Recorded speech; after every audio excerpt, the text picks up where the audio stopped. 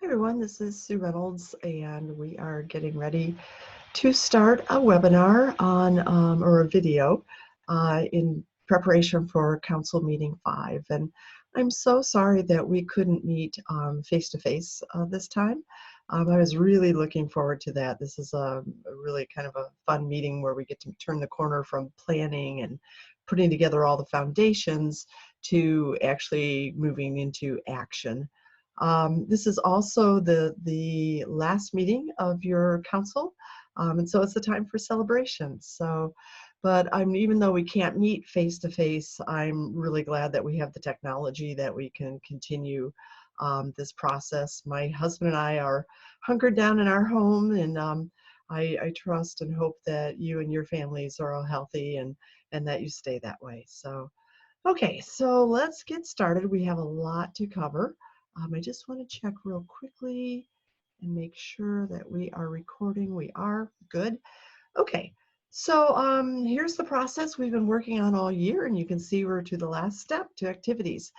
And really, up until now, we've been talking about all the foundations. We've been trying to get ourselves to the point that we are at now, where we are in the position of really picking high leverage strategies, the strategies that are going to bring about the biggest bang for the buck. So we're getting ready for that final council meeting. So I decided to break this video into 3 different videos. I know you're going to be watching this either at home or in small groups, and I just thought that might make it a little easier. So this is the first video, meeting prep, and then I'll show you how to access the second video on facilitating your final meeting with the council, and then the last video on doing some crosswalks with your activities to make sure that your activities are doing what you want them to do. Okay, so when we finish this this series of videos, this is something that I think your steering team needs to talk about. When are you going to complete each part? When are you going to do the, what's the deadline for doing the council meeting prep? When are you going to have your council meeting? And then what's the format of that meeting going to be? We'll talk a little later about maybe having a virtual meeting or just having people email you their input rather than having a face-to-face meeting. And then finally, when are you going to do, as a steering team, when are you going to do your activity crosswalks and just making sure that your activities are doing what you want them to do. So when we finish these videos, I really suggest that your steering team have that discussion so you make sure that everything gets done in a timely fashion. Okay, so again, today right now in this video, we're just doing the council meeting prep. So I am going to go to the process page, and I'm on the process page for demo school, and we're just talking about the meeting prep. So I'm going to go over to the process page, and this happens to be section 8. So I'm just going to click 8 to jump forward. And now I'm up to preparing for council meeting 5 activities. And the video that you're watching right now will be here. The next video will be down here in step 7. So we'll do these first few steps, and then we'll look at another video. And then the third video is down here in activity crosswalks. So you'll be able to see that third video here. Okay, so we're just talking about getting ready for the meeting. And again, regardless of how you're having that meeting, it's going to be a virtual meeting using Zoom. I'm using Zoom right now. It's a free tool that you can use. Or if you're going to just gather input from folks via email, or if you're going to have a face-to-face meeting, no matter what your format is for your meeting, you'll need to do these steps. So, so you're watching this video. You want to mark attendance, who is participating in this. Keep logging your counselor time use. That's important. We'll look at that again next year, and we'll have all this counselor time use, time logged for the entire year. And then here we would like you to enter your social emotional issues. This is something we talked about last month, but we're just going to enter them here, and it's really easy to do. So in your root cause analysis, one of the reports was about your students' counseling needs. So as you're looking at that, you're looking for, what are the issues? We just want to spell that out here so they don't get lost. So add a new issue. You can see I've already entered 3. To add an issue, you just open up this click here, and that'll open up a pop-up box, and you just write in, whatever the issue is: stress, fear, failure, grief, making friends, whatever the data and your observations tell you. Okay, so that's a pretty easy step. We just get those social emotional issues in there. And then we're going to send out a pre-meeting memo. So if you click this, it'll open. To save time, I've already opened it, and this is what it looks like. Okay, so let's just walk through this. So we're basically telling your council members when the next meeting is. You may need to adjust this if you're doing a virtual meeting. You'll put in the Zoom URL to get people to the to your virtual meeting. And then we're giving them a couple tasks. So the first task is to just review. And the first thing we want them to review is your social emotional issues. So you're going to type those in here. And then we're looking at your focus goals and the associated root causes. So you would type in the first focus goal to increase the percentage of students who, you put that in there, and then your root causes. So you're saying, percentage of students who turn in their homework on time. And then, your root cause: students don't understand the impact of not turning in one homework assignment, or whatever the root causes are. So you're doing that, and then your council members will review that. So we're getting back fresh into their memory. These are the focus goals, and these are the things that are getting in the way of the focus goals. And now we want to start exploring the fixes. What are we going to do about it? So those are your activities. And to get ready for the discussion, we're asking your council member to search for possible activities, and we're giving them a resource for doing that. So I'm going to click here in a minute, but I want to first look at the rest of the instructions. So we're asking them to search for school activities. So we're telling them when you get to that link, click on the school counseling lesson plans. There's several hundred in there. And we're telling them you'll have to scroll down for that. And then search for activities implemented by others that we might replicate to address our focus goals. And then start by entering a keyword from the focus goal in the word entitle or summary box. So, and then in the next section, we're asking them to search for community activities. So same instructions, we're just giving them a database of community activities that have been implemented in other communities that maybe different organizations within your community might replicate. And again, it's all directed at your focus goals. But what we're doing here is we're planting seeds. We're wanting folks to think, well, gosh, I'm the public library, but maybe there's something I could do to help with that focus goal. Or I'm a Boy Scout troop, maybe there's something I could do. Or I'm the mayor, maybe I could do something in my office. So we're just planting seeds. We're not going to require that anybody outside of your school does any, that they do activities, but we want them to see that other organizations and other communities have stepped forward to do that. Okay, then in the very bottom, we're saying, please bring your activity ideas to our next meeting. Now you may need to adjust that if you're going to do a virtual meeting. You might want to word that differently, or if you're not going to have a meeting at all, you could say, please email us your activity ideas. If you go that route, make sure you give them a deadline so that everything comes in by the time you need it. Okay, so now let's click on this link, and I'll show you what they're going to see when they get there. So I'm going to click here, and this strategy or activity search page pops up. And you can see we have 3 different databases. We've been collecting activities from schools and communities for many years. And every time we enter an activity, every time schools or communities enter an activity, we ask, could we share that with others? And if they say yes, then it ends up in our database. So the first one, our school improvement strategies, that's for another initiative. You might find it interesting, but that doesn't apply to this RSC initiative. Then we asked them to look for the school counseling lesson plans. So I'm going to click on that, and here's what comes up. So let's say that our focus goal was to increase the percentage of students who participate in a career interest inventory. So I'm just going to begin by writing one word or a couple of words that are part of my focus goal. And I'm just going to start there and search and see, are there any lesson plans in the database that come up that have to do with career interests? So I'm just going to go ahead and search. And you can see there are 10 different lesson plans that other schools have entered. And when I look at these lesson plans, I'm seeing a kind of a summary of the lesson, who entered it, what school they were at.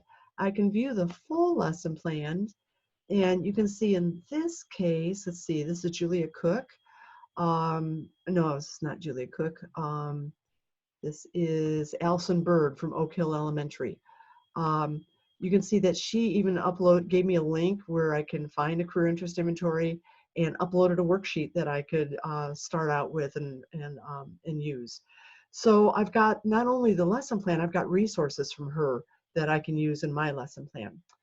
The other thing, to give you an idea about the strength of this particular lesson plan, I can see that this lesson has been imported by 6 other schools. And if I want to see, well, who are those schools that are using this lesson, they pop up there. So, you know, that means that counselors in 6 other schools thought that this lesson was well written enough that it was something that they could implement. And then, so I can look through all of these to see, you know, here's one that 9 schools imported that are using.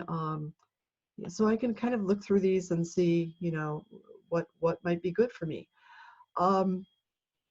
Okay, then if I'm going to jump ahead, we'll talk about this actually next month. But I just wanted you to see here that if you like this lesson plan, next month we're going to talk about writing lesson plans, and you can just click on this and it will automatically import this lesson plan into your RSC online system, and it will give the original author a citation. So we won't be using this time, but I just wanted to point out that that's there for next month. So but I can get ideas about, you know, different things that I could do. You know, here's a career cluster interest inventory. Maybe that's different than some of the others. So, okay. Then the other thing we can do, I'm going to go back to the search page. So I had career interest in here.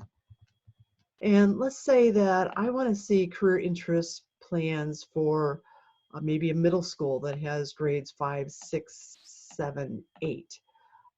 So I can search that way and see, you know, what plans are going to come up.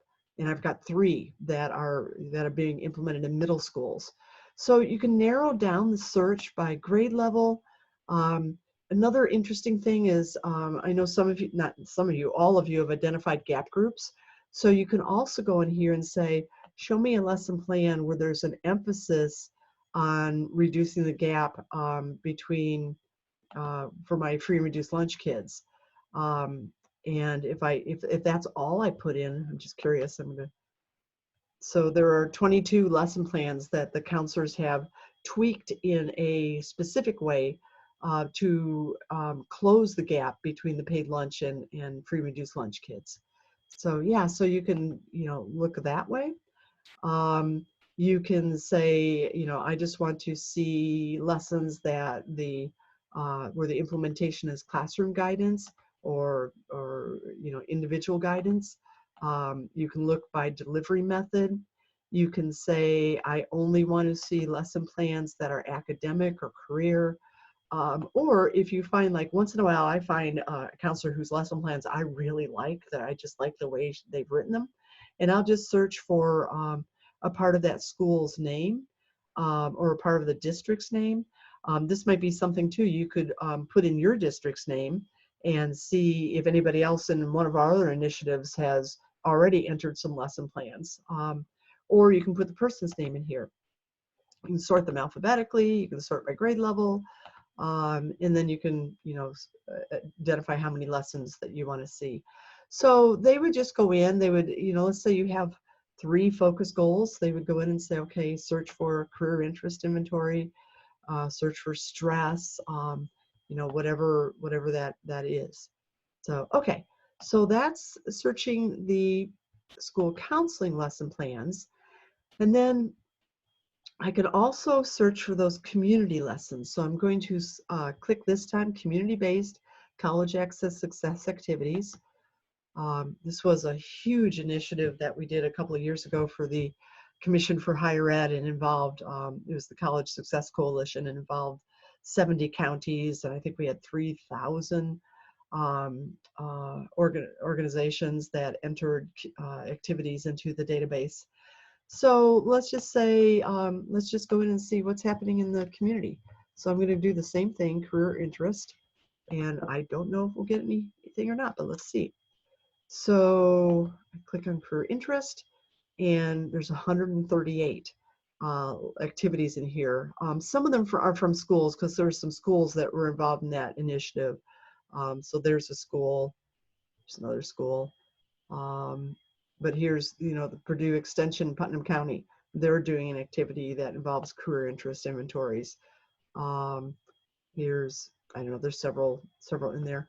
I'm gonna look at curious if we look at one that's more of a social emotional issue. Let's just look at stress, see what pops up. Yeah, 9 activities. So there's a high school, chances and services for youth. Here's the College Success Coalition in Hendricks County, YMCA. So yeah, so there's lots of community organizations that may be good models for the community organizations in your community. The other thing you can do, you can narrow this down by saying, I only want to see career interest inventory, stress activities for elementary students or high school students. I want only to look at, I want to look at these different choices that kids make. So, and then the other thing, the one thing I really like on this is the implementing organization type. So let's say that the public library is on your council. There's a rep from the library. Well, they may go in and they might just want to say, okay, show me all the activities that libraries across the state are doing. And then I click on search, and I get 104 activities from Harrison County Public Library, Bedford Public Library, it's another Bedford, another Bedford, but there's 104 activities in there. So, or I might say, okay, I want to see what libraries are doing. So give me public libraries, but I just want to look at, let's just say, taking a career interest inventory. Let's just go with that one. And maybe none will come up, but there are 12 where there are career interest inventories that are being given in the community by public libraries. So yeah, so there's all different ways that you can search with this. One other thing that I wanted to point out, I can also, if I'm a community organization on your council and I want to help, but I don't want to spend a lot of time and energy on it, I can say to the computer, just show me the low energy activities. That might give me some ideas that way. So, okay. One other thing on here, I'm kind of jumping around on county. I know, let's just look at Lake County. Where's Lake? I guess I could do LaPorte, but here's Lake. I could just search for Lake County, and there's 80 activities already that have been implemented or in the community in Lake County that have to do with guiding kids. So, here's one from IU Northwest. Some of these may be fairly old. We did this initiative like four years ago. But again, it's about getting ideas. So there's Gary Life Education Initiative. Minority Inspiration and Associates, IU Northwest again.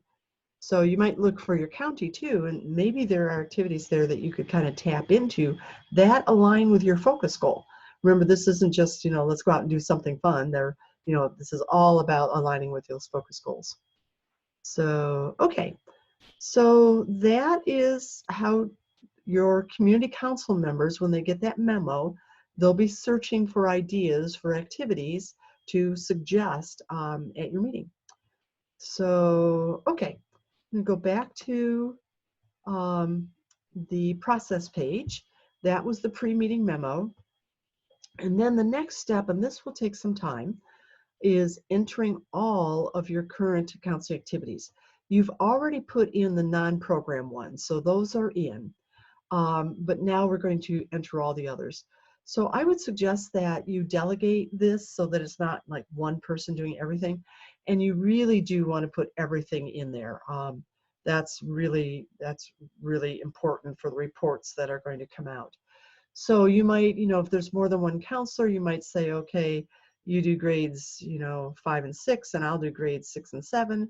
Or you do all the career activities, I'll do the academic activities, but kind of somehow split that up. Or it might be that, whatever activity you are the point person for, that you'll enter those activities. So, but we really want to get them all in there. So I'll show you how to do that. We're actually going to the same place where you put in the non-program activities. You can see I put some activities in here already. But I'm going to enter a program activity, so I hit enter. And the same thing, this is an active activity because you're doing it now. Give it a very clear, short title. Nothing like flower power. You may call something flower power in-house, but for your community council members, they're not going to know what that means. So call it, a descriptive title. A very clear description of the activity, short. We're not looking for books here. We're looking for like a paragraph. Just, what's happening, who's doing it, when does it occur, who, what, where, when, and how. Just that. And then you're saying what kind of activity is it, and this will customize the rest of the questions. So if I say it's a counseling activity, then I'm going to get a question: does the counseling intervention involve more than friendly listening, such as individual counseling, group, or crisis counseling? And then if you say yes, then it's going to say, okay, is the person licensed? And then you would say yes. Okay. If you say no, then we're going to just ask you to think about the wisdom of that. Okay, if I change this to guidance, you can see I can do guidance, academic, career, personal, social. I'm doing guidance, academic. The delivery method, right now we only have counselor delivery, but you can change that. So if I click on edit delivery methods, you can see that we have added other delivery methods besides counselors. So if you have a teacher advisor program and you want to add those academic, those guidance activities, you would just click that you're doing, for next year, that you're doing a teacher advisor program. If you want to enter your community activities, you'd want to click the 2 community delivery ones. So, okay, and that just gives you a way to enter those activities into the computer so that you can get reports out that have not only the counselor activities, but your teacher advisors or your community organizations, other delivery methods. So I'm going to save, and then we'll go back, and I'll refresh this page, and you can see now I have the 3 different delivery methods here. So I'm going to check counselor delivery, and again, you don't have to edit that. That's only if you want to enter activities from other providers other than counselors. Then, what's the activity's purpose? So to meet the school's priority or focus goals, if you click that, then you get a pop-up, and it tells you what your focus and priority goals are, and you would just check the ones that that are being addressed by this activity. Or you can say, this activity doesn't address any focus goals or priority goals. I'm just going to check one so you can see that when I check that, then that appeared here on the entry. Then you may also be implementing an activity only to meet somebody else's expectations of you. So it's not an activity that you would normally do, but you are part of Title I, or you're trying to meet a state requirement or whatever. So I'm going to check this, and you'll see that we've listed all of these all of these organizations that have external requirements that could impact your school counseling program. So you could say, you know, this doesn't really align with any of our focus goals, but the district is making us do it. Or you could say, this doesn't align with any of our focus goals, but we're a Title I school, and we're doing this because it aligns with improving basic programs, Part A. Or that this is part of the Indiana's social emotional learning competencies. So you can see, you know, there's the Indiana graduation pathways. I'm just going to go ahead and click that one. 21st Century Scholars, the Scholar Success Programs, you're doing it for that. And there may be some activities that there's more than one, which is fine. So when you check these things, that's going to impact a report that spits out later. I'll show you that in the third video today, but that report will help you understand how you're meeting the Indiana graduation pathways in your counseling program, or how you're meeting Title I, improving basic programs in your school counseling program, or how you're meeting the Indiana social emotional learning competencies. So you really do want to, if an activity does meet one of the external expectations of your school, you really do want to take the time to check these. That's going to impact a lot of reports later. So, okay. And then you can see that after I check that, then here it applies. And then the final thing is, maybe you're doing the activity to address one of your school's social and emotional issues, and then there they are, and just check that off.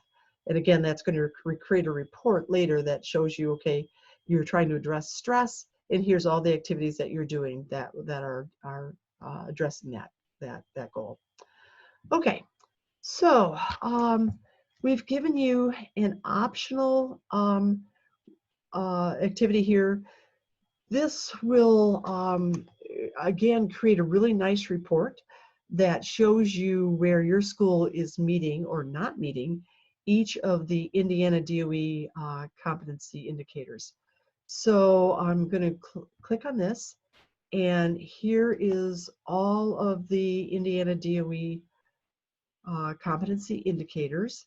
And if you have questions about any of these, call the Department of Ed. They can help clarify what these indicators are.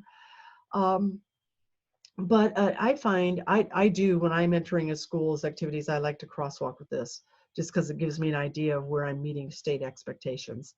And so an easy way to do it is I'm just going to hit Control F for find, and then I can, you know, type a word into here. Oops, it would help if I spelled it right. And let's say that this is an activity that help kids deal with stress. So I can just, you know, I did Control F for find, popped up a find box, and then I just typed in stress. And then when I look through here, it'll highlight all of the indicators that have the word stress in them. So I don't have to like read every single one. Or if I type in, let's say, career interest, you can see there's three indicators that have career interest in them, so I can very quickly find those and check off the ones. Okay, and then again, when I check them, they will appear on the master that this is meeting this career interest indicator. Now, in the old Gold Star, we had to be able to verify that your school met every single one of those indicators. But since there's not a Gold Star, Indiana Gold Star this year, we are not checking for that. So that's why we made this step optional. This is up to you. It's since you're not applying for Gold Star this year, you know, that's not something that we're going to check. So okay, Same thing on the Indiana Career Pathways. If you are, oops, this appeared because I checked Indiana Career Pathways up here. If I had not checked that, this wouldn't be here. But when I click this, that brings up all the Indiana Career Pathways, and I can check the one that this activity is going to address. Excuse me. And looking forward, there will be a report that comes out that says, okay, work-based learning. Here's all the activities that school counselors are doing to address this career pathway. Project-based learning. Here's all the activities that school counselors are doing to address this. So kind of be thinking forward to, you know, are these reports going to be nice to have? Okay. And then for schools interested in the Ask a Ramp, which I think all of your schools are, this is something you'd want to check. And then just go through and make sure you're checking all the Ask a Mindsets and Behaviors that activity addresses. And again, you can do that Control F and, you know, type whatever, whoops, type a keyword in there, and then find the indicators that that activity is going to address, or the mindsets and behaviors. Okay. So, so we're really, these checklists are kind of tedious to do, especially for every single activity, but the reports that we're going to get out later and the crosswalks, I think you'll find very, very valuable. I think you'll be glad that you took the time to do this. Okay, gaps crosswalk. Have you designed this activity in a way that addresses a specific need or one or more of your gap groups? If to review your gap groups, you can click here. You can see I have a male gap group in already. If you need to adjust that, you can adjust it here. And then if I say yes, then all the different groups pop up. And you can pick the one that this activity has been specifically designed in some way to address. So notice that grade levels are not identified as gap groups. We looked at the federal gap groups. So there's the different race and ethnic groups, the gender groups, and then the different students groups that are in that the federal government is using. So, and then if you have identified a gap group for this activity, you're writing in what special needs does this group have. So maybe you've said, okay, this is one that my free reduced lunch students, I'm trying to close a gap with this. And I have found, you know, the special need that they have is funding for admission or whatever. And then you're writing in the adaptation. What are you going to do? Well, we've raised funding to provide admission for our free and reduced lunch students. So you're writing in the adaptation in there. Okay, and then finally, what grade levels is this activity for? And then year and month of implementation. So you can say we're going to do this every month, or you can say that you're going to do it in no months, or just, you know, whatever. This is going to create a master calendar for you. So later you'll just click a button and a calendar will pop up and all of your activities will be sorted by month. Notice that we did not give you a to be determined for this year or next year because, you know, we think that needs to be thought out at this point at the end of this year. But for future years, if you wanted to say, yes, this is also an activity we're going to be doing in 2021, 22, 23, 24, then you can indicate that it is going to be in those years, but we don't know yet what the specific month is. Who's the person responsible to make sure that this activity gets done? Your steering team members will be listed in here. You can add new people, add someone not listed here, and then a box will pop up and you can put them in. You could also put things in here like the 5th grade counselors or all counselors or whatever. Okay, and then just save. So that is how to get your activities in. I'm going to go back to the process page and clicking on step 8 again. And that is the last step in the prep for the meeting. So I'm going to close this video now. I thought, this would be a good time to stop and to talk about how are you going to get that pre-meeting memo out to your counselors. I'm sorry, out to your council members. When are you going to enter these activities? You might even want to start doing some of that work. Then in the next video, we'll talk about actually facilitating this meeting.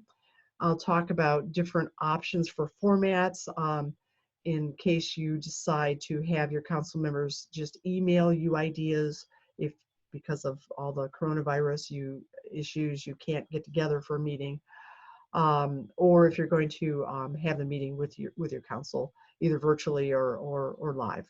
So okay, so in the next video we'll talk about the rest of this, and then in the third video we will talk about these crosswalks. And notice, just so you don't panic, notice there's nothing to enter. These are all the crosswalk reports that are going to spit out after you've entered all of your activities, and they really help you think about, are your activities doing what you want them to do? So okay, that sounds good. So I'm going to close this video and we'll see you in the next video.